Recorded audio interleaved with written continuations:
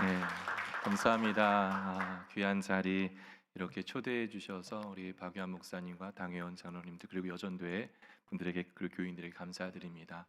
우리 박유한 목사님하고는 정말 막역한 사이입니다. 그래서 정말 이 교회에 꼭 오고 싶었고 이렇게 꼭 오고 싶었던 교회에 이렇게 불러주셔서 함께 여러분과 예배할 수 있게 되어 정말 감사드리고 하나님께 감사드립니다. 오늘 이 시간 하나님의 등불이란 제목으로 말씀 함께 나누겠습니다. 우리 주변에 안타까운 소식들이 들려올 때가 있습니다. 부모를 암으로, 질병으로 잃고 마음의 문을 닫아버린 어린 자녀들, 왕따 등 학교 생활에 어려움을 겪고 방황하며 학교 밖 환경에서 위안을 찾으려 하는 그렇게 배회하는 우리의 아이들, 메마른 입시 환경에서 목숨을 던지는 우리 청소년들, 이런 소식을 들을 때면 정말 마음이 아프고 그의 어머니, 부모나 그의 할아버지, 할머니뿐만 아니라 우리의 자녀들이 정말 살아가는 세상이 정말 그렇게 절망적으로 보이곤 합니다. 이런 척박한 환경과 어두운 이 자욱한 이러한 시대에서 다시 소망의 등불을 밝힐 수 있을지 의구심마저 들기도 합니다. 오늘 우리는 어린 사무엘에게 찾아오신 하나님을 통해 그 해답을 찾기를 원합니다. 그래서 오늘 이 시간 이 말씀을 통해 우리 모두에게 소망의 등불을 다시 타오를 수 있는 복된 은혜가 있기를 주 예수의 이름으로 축복합니다.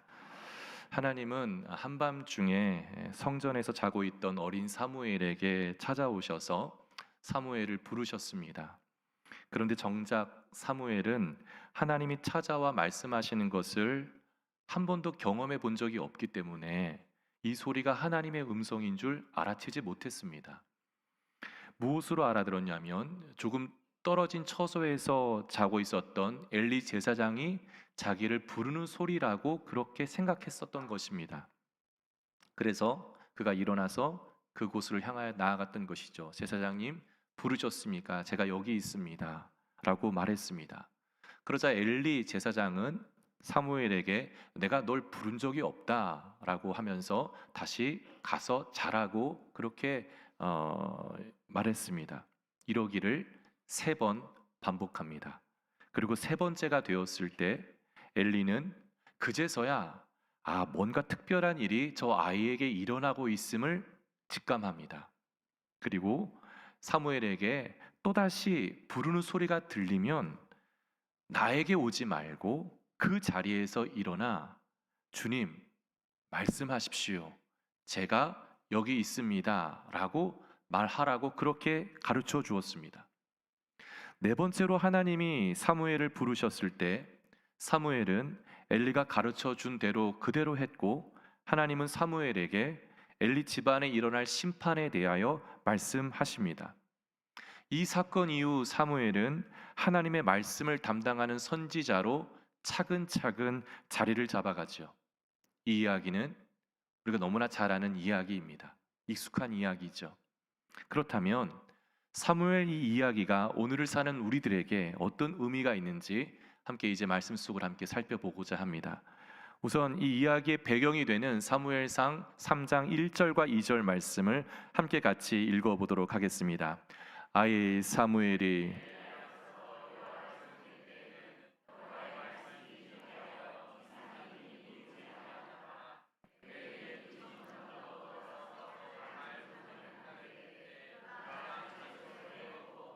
아멘.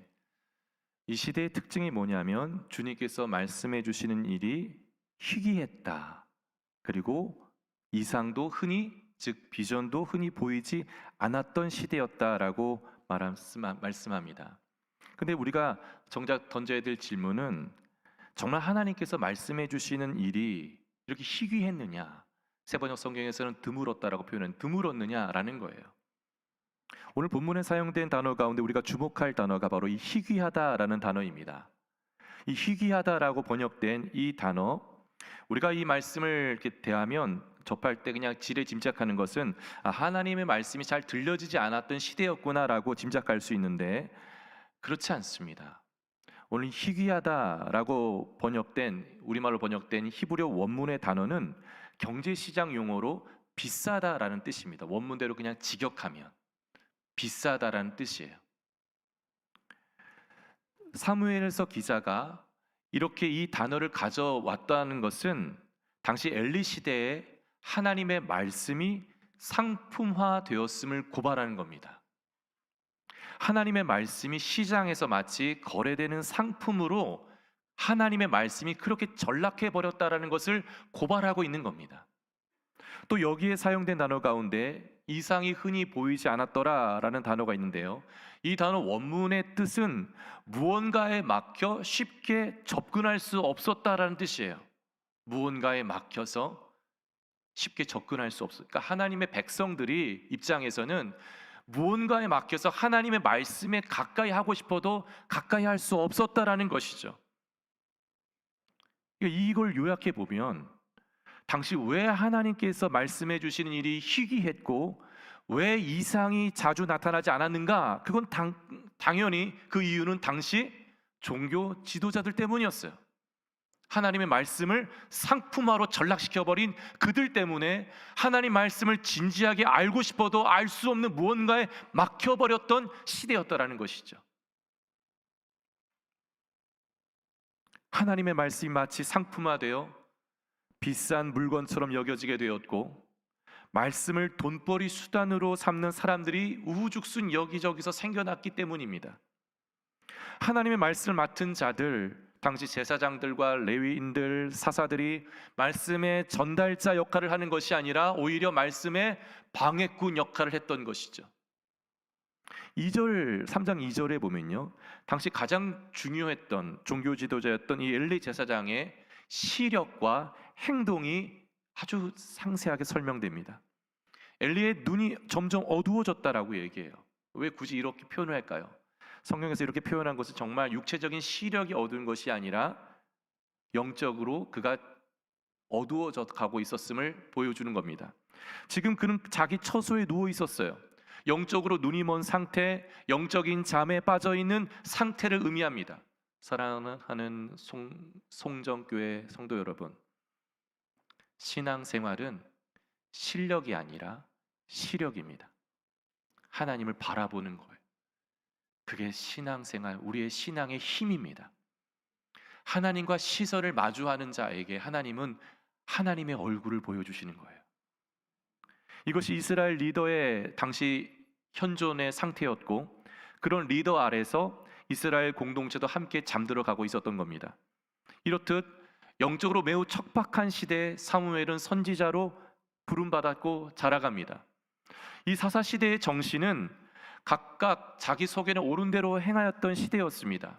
왕이신 하나님을 왕으로 모시고 살아야 하는데 그들은 하나님을 왕자에서 밀어내버렸어요. 그리고 왕자의 자기 자신을 안고 자기 마음대로 자신의 삶을 그렇게 사용했어요. 향유했어요. 하나님의 말씀도 끊어졌고 하나님의 말씀의 역사도 신비도 희미해져 버렸던 시대였어요. 영적으로 가장 깨어 있어야 할 제사장의 영적인 눈은 멀었고 눈먼 제사장은 자기 침상에서 누워 자고 있었어요. 이것이 사무엘이 자란 환경이었어요. 여러분, 사무엘은 어떤 사람인가요? 사무엘은 우리가 잘 아는 대로 신실한 부모에게서 태어났습니다. 어머니는 끊임없이 하나님을 이야기했고 그 하나님을 믿는 삶이 어떤 것인지를 말로, 삶으로 보여주고 들려주었어요. 6살쯤 되었을 때 그는 신앙을 가진 어머니에게서 떠나 당시 종교 중심지인 이 실로에 왔습니다. 어머니가 그토록 이야기하던 여호와 하나님의 이 회막에서 봉사하는 아이가 됩니다. 그런데 어린 사무엘의 눈에 비친 이 실로는 너무나 실망스러웠어요. 어머니가 말씀하시던 그런 곳이 아니었어요. 여호와의 법궤도 있고 회막도 있었어요. 성막도 있었어요. 그러나 하나님의 임재가 가득해야 할 그곳에 하나님의 임재에는 전혀 없었고 하나님의 임재로 변화된 사람 또한 전혀 없었어요. 엘리는 친절하고 마음씨 좋은 할아버지였습니다. 사무엘을 바라보는 시선도 늘 따뜻했습니다. 그런데 그 외엔 아무것도 없었어요. 그게 전부예요. 사무엘이 엄마 품에서 배웠던 하나님에 관해서는 알려주거나 들려주지 않았어요. 그저 좋은 할아버지일 뿐이었습니다. 게다가 회막의 실무를 담당했던 엘리의 두 아들 홈니와 비느하스 제사장은 더더욱 가관이었습니다. 어린 사무엘을 보기에도 이 제사장들은 문제가 참 많았어요. 아니, 정확하게 표현해보자면 정말 악했습니다. 하나님의 집인 이 회막에서 상상할 수 없는 죄를 짓고 말아요. 사무엘은 이런 환경에서 자란 겁니다. 사랑하는 성도 여러분, 과연 이런 환경에서 바른 신앙이 키워질 수 있을까요? 무모한 일 아니에요? 6살 정도까지 신실한 부모 아래에서 자라긴 했지만 그 이후 대부분의 시간을 살아야 했던 이 실로의 이 회막이 이 정도로 타락했다면 과연 이 속에서 자라는 사무엘의 이 신실한 하나님의 종이 될 수 있을까? 의구심마저 드는 거예요. 인간적으로 볼 때는 정말 가망이 없어 보여요. 너무나 회의적입니다. 환경이 모든 것을 결정한다라고 이야기하는 이 시대는 이토록 열악하고 타락한 환경 속에 있던 사무엘이 어떻게 이스라엘의 구원자가 될 수 있었는지 성경은 우리에게 이야기하는 거예요. 이런 소식들을 왜 한나가 듣지 못하였겠어요? 이런 상황 속에서 왜 사무엘은 어떤 행동도 취하지 않고 그곳에 계속 있었을까요? 왜 한나는 이런 아이를 이런 곳에서 내가 기를 수 없어, 내가 그냥 홈스쿨링 할 거야 라고 어떤 행동을 단행하지 않았을까요?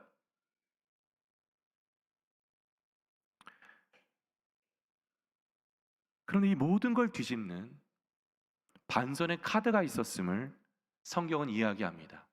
그게 뭔가? 우리 말씀 3절과 4절입니다.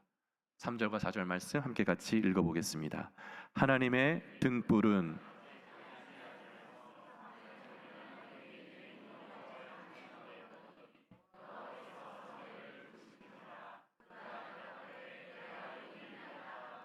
아멘. 이 시대는 하나님의 백성들에게는 절망의 시대였습니다. 그런데 3절에 반전이 일어납니다. 하나님의 등불은 아직 꺼지지 아니했다. 다 끝난 것 같았는데, 전혀 희망이 보이지 않았는데 아직 끝나지 않았다라는 거예요. 왜요? 하나님이 아직 등불을 끄지 않으셨기 때문이라는 겁니다. 그러기에 아직 소망이 있다는 말입니다. 사람에게 어떤 소망이 보인다는 말이 아니라 하나님이 아직 인간을 향한 구원의 계획을 포기하지 않으셨다는 말씀입니다. 이때 사무엘은 어디에 있었을까요? 사무엘은 하나님의 궤가 있는 주님의 그 회막에 누워 있었어요. 자, 보세요. 엘리도 누워 있었고 사무엘도 누워 있었습니다. 똑같이 누워 있었어요. 그런데 둘이 누워 있는 장소가 달랐습니다. 엘리는 자기 처소에, 사무엘은 하나님의 궤가 있는 주님의 성막에 누워 있었습니다. 이 표현을 이해하기 위해서는 고대 근동의 신전에 관한 배경 지식이 필요합니다. 고대 신전에는 제사장들이 당번을 정해서 자신들의 신전에 있는 신상 앞에서 잠을 잤습니다. 왜 그랬을까? 자신의 신이 신탁이라는 방식으로 메시지를 전할 때 그 메시지를 받아야 하기 때문이었습니다. 사무엘이 그 신탁을 받기 위해 그 회막에서 날마다 잠을 자는 아이였어요. 당번이 있었던 것이 아니에요. 당번이 있어야 되는데, 돌아가면서 했어야 되는데, 엘리도 홈니와 비느하스도 다 사무엘 네가 해. 사무엘 몫이었어요. 여러분, 회막에서 잠자는 것이 잠자리가 편했을까요? 불편했을까요? 당연히 불편했죠. 그러지 않았겠어요? 불편한 곳이었습니다. 이스라엘에게는 신탁에 임할 거라는 기대가 전혀 없었어요. 그것을 엘리도 홈니와 비느하스도 알고 있어서 그러기에 사무엘 네가 그곳에 자. 지난 수년 동안 말씀이 임하지 않았고 하나님은 이상을 보여주시지 않았어요. 말씀을 상품화했던 시대였기 때문입니다. 이런 상황에서 성막을 지키며 하나님의 말씀을 기다리는 자에게 있는 것은 아무도 알아주지 않는, 아무도 주목하지 않는, 어느 누구도 관심을 갖지 않는 일이었습니다. 사무엘조차 하나님의 말씀하셨을 때 그 말씀을 하나님의 말씀이라고 생각하지 못했어요. 사무엘에게 성막에서 자라고 있는 그 성소에서 자라고 했던 이들이 왜 그곳에서 자야 되는지, 그곳에 잘 때 어떤 일이 일어날 수 있는지에 대해서 전혀 가르쳐 주지 않았기 때문이에요. 그러기에 세 차례나 하나님의 말씀이 사무엘에게 임하였음에도 하나님에게 전혀 반응을 보이지 못했던 것이 바로 증거입니다. 사무엘이 배운 바가 없던 거예요. 왜 이곳에 누워야 하는지조차 가르쳐 주지 않았던 거예요. 여기서 중요한 것이 있습니다. 사무엘이 뭔가를 하고 있는 것이 아닙니다. 하나님이 뭔가를 하고 계시는 겁니다. 깨워서 말을 거시려 해도 도무지 듣지 않고 뛰어가 버리는 사무엘이었습니다. 한두 번도 아닌 하나님이 4번이나 똑같이 어린 사무엘의 이름을 불렀고 찾아오셨습니다. 아마 사무엘이 4번째도 못 알아들었을지라도 하나님은 10번도 넘게 사무엘의 이름을 부르셨을 겁니다. 왜? 하나님이 작정하셨으니까. 내가 너에게 내 마음을 통하고 싶다. 내가 너에게 내 말을 전하고 싶다. 이것이 하나님의 열심입니다. 하나님이 사무엘에게 하나님의 말씀을 맡기시고 싶었고 그 일을 지금 행하고 계시는 것입니다. 천하를 만드신 하나님이 이 꼬맹이한테 4번이나 찾아오셨어요. 하나님은 이스라엘을 살리기를 원하셨어요. 하나님은 순전한 하나님의 말씀의 통로를 이 사무엘을 통하여 행하기를 원하셨어요. 하나님은 당신의 말씀을 가감없이 전할 선지자를 원하셨어요. 그래서 어린 사무엘에게 반복해서 찾아오셔서 결국엔 그가 하나님의 뜻을 듣게 하시고 하나님의 이상을 보게 하시고 네가 바로 이 어둠의 시대를 위한 진리의 등불이 되어야 한다라고 사명을 맡기셨던 것입니다. 사무엘이 대단한 것이 아니라 이 꼬맹이에게 찾아오신 하나님이 대단하셨던 것입니다. 사무엘이 훌륭한 것이 아니라 이 사무엘에게 반복하여 찾아오신, 포기하지 않고 찾아오신 하나님이 훌륭하신 줄 믿습니다. 이 하나님의 열심으로 이스라엘을 위한 등불의 불이 다시 불타오르기 시작했던 것입니다.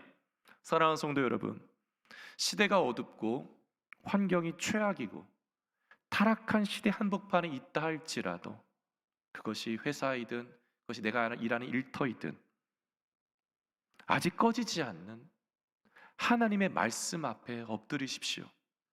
말씀을 상품화처럼 상대화시키지 않고 말씀을 순전하게 읽는다면 우리에게도, 우리의 자녀들에게도, 우리의 청년들에게도, 오늘 이 시간 여전도의 모든 회원들에게도 여호와의 은혜의 단비가 내리게 될 줄 믿습니다.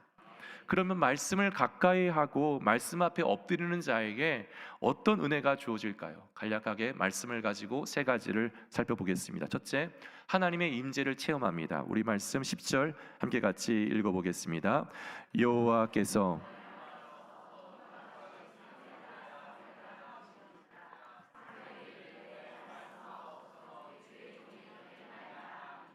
아멘.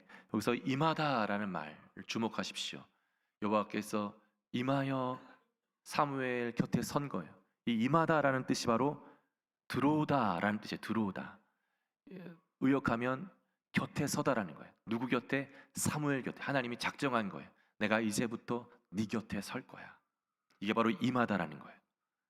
이 은혜가 있기를 축복합니다.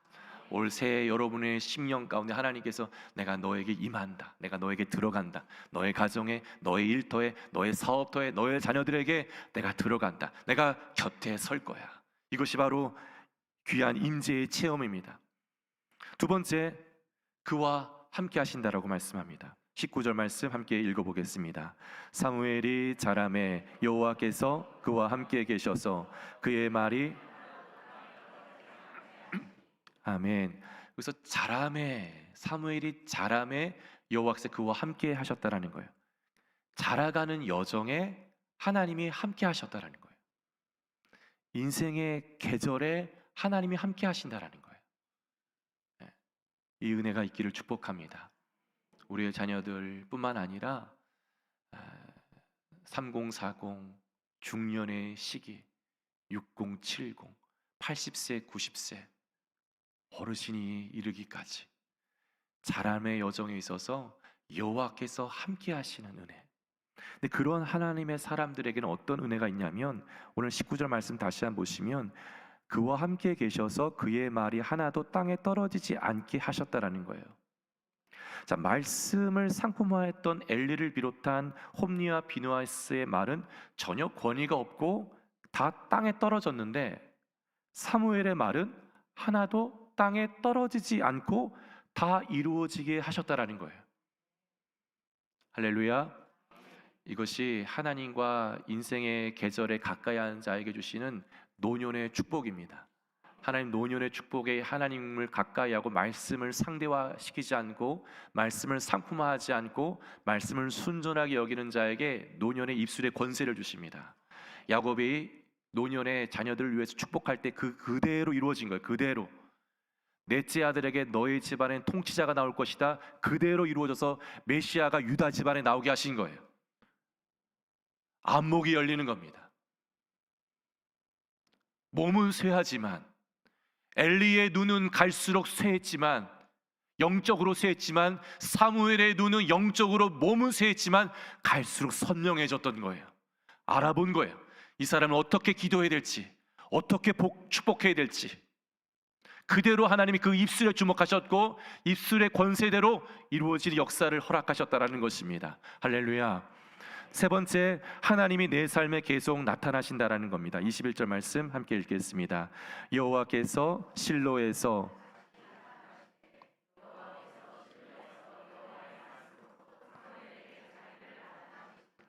아멘. 여기서 우리가 주목할 것은 다시라는 단, 다시 나타나셨다. 우리말 다시라고 번역했는데 원문의 뜻은 갈수록 점점 많아지다.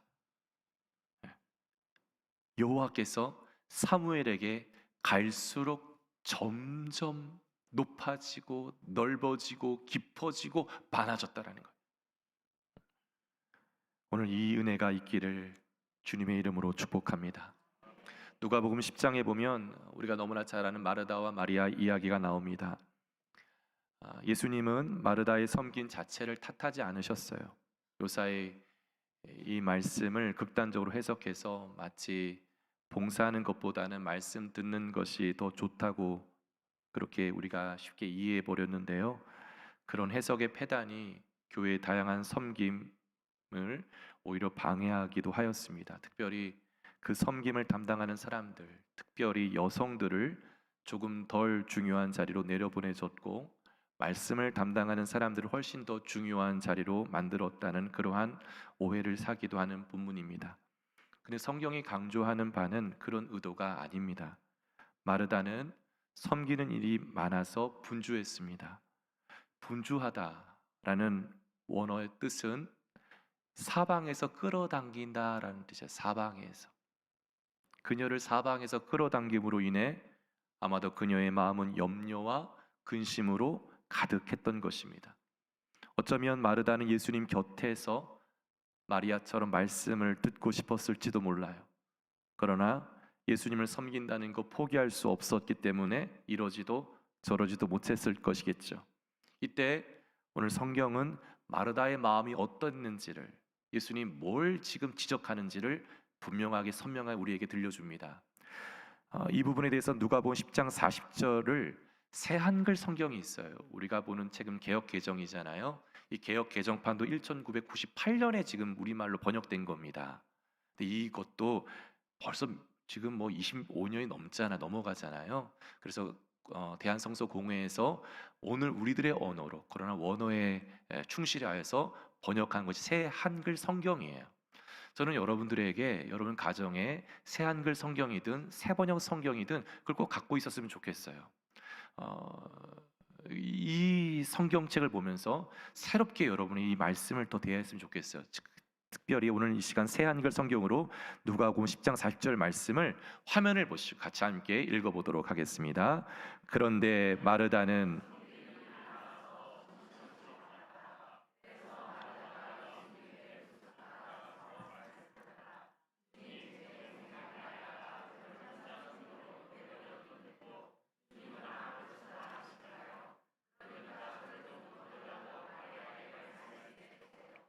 아멘. 오늘 이 마르다 이 말에 여러 가지 감정이 묻어 있음을 보게 됩니다. 이렇게 바쁜 걸 보면서도 돕지 않고 한가롭게 앉아 있는 것처럼 느껴지는 마리아를 향한 책망이 묻어나고, 또 그것을 지켜보기만 하는 예수님에 대한 원망도 묻어납니다. 그때 마르다를 예수님이 부르세요. 마르다야, 마르다야. 따뜻하게 부르세요. 그리고선 주님은 마르다에게 어떤 말씀을 하셨는지 하면, 누가복음 10장 41절과 42절 세 번역으로 같이 함께 읽어보도록 하겠습니다. 그러나 주님께서 마르다에게 대답하셨다. 마르다야, 마르다야, 너는 많은 일로 염려하며 들떠 있다. 그러나 주님의 일은 많지 않거나 하나뿐이다. 마리아는 좋은 몫을 택하였다. 그러니 아무도 그것을 그에게서 빼앗지 못할 것이다. 아멘. 여러분, 섬김은 중요하고 좋은 일입니다. 섬김을 통해 사람들이 살아나기 때문입니다. 근데 섬길 때 중요한 가치가 있어요. 그게 무엇인가 하면 비교해서는 안 됩니다. 그러기 위해서는 어떻게 해야 되는가? 어떻게 해야 비교하지 않고 정말 섬김의 정신을 다할 수 있는가? 오롯이 주님을 바라보아야 합니다. 오늘 예수님께서는 마리아를 어떻게 지칭하냐면 그는 좋은 몫을 택했다라고 일컫습니다. 그렇게 규정합니다. 우리가 섬김에 있어서 교회를 섬기고 봉사하고 하나님을 믿는 사람으로서 우리는 좋은 몫을 택해야 되는 것입니다. 오늘 여전도회 헌신 예배인데요, 사랑하는 여전도회 회원 여러분, 올 한 해 동안 좋은 몫을 택하는 여전도회가 되기를 주님의 이름으로 축복합니다. 당시 예수님 발치에 앉아 말씀 앞에 선다는 것, 말씀을 듣는다는 것, 남성들에게만 주어진 특권이었습니다. 그걸 지금 마리아가 그 특권, 그 권위적인 걸 다 깨고 예수님 앞에 나아갔던 거예요. 남성들에게만 주어졌던 특권을 깨고 나아갔던 겁니다. 예수님은 그 특권을 모두가 향유할 수 있도록 마리아에게 좋은 몫을 택한 그를 칭찬하고 있는 겁니다. 사랑하는 송정교회 여전도 여러분, 올 한 해 주님 안에서 좋은 몫을 선택할 수 있기를 축복합니다. 말씀이 상품화되어 말씀이 땅에 떨어지고 있는 이 시대에, 말씀이 우리에게 오는 길을 가로막고 있는 이 시대에 내 인생의 제1순위, 하나님의 말씀을 가까이 하고 존귀하게 여기는 좋은 몫을 선택하는 사무엘처럼, 마리아처럼 그 은혜로 결단하며 주님으로부터 칭찬받고 주님으로 인하여서 존귀한 하나님의 자녀로 계속적으로 빚어져가는 우리 모두가 되기를 주님의 이름으로 축복합니다. 기도하겠습니다. 하나님 아버지, 감사합니다. 오늘 사랑하는 송정교회 여전도회 헌신 예배, 하나님 주님 앞에 나아갑니다. 하나님이여, 헌신을 다짐하는 여전도회 모든 회원들뿐만 아니라 사랑하는 송정교회 모든 지체들 위해 말씀의 등불을 비출 수 있는 믿음을 허락하여 주시옵소서. 말씀의 등불을 나를 통해, 우리들의 가정을 통해 다시 밝히는 역사가 일어나게 하여 주시옵소서. 감사하며 예수님의 이름으로 기도드립니다. 아멘.